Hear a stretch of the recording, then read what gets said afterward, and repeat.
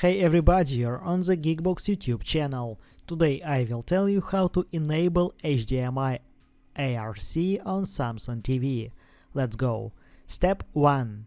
Connect your device via HDMI eArc input.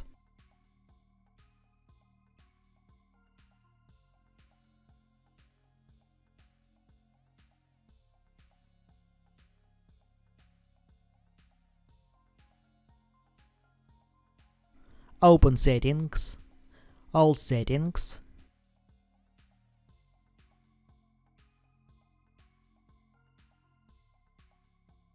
General,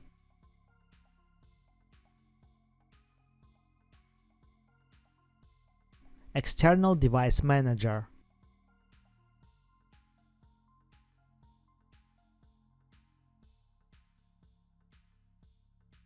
anynet Plus turn on.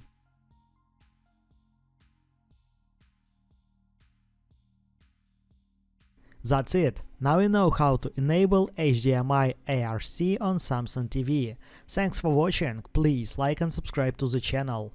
Good luck and see you soon.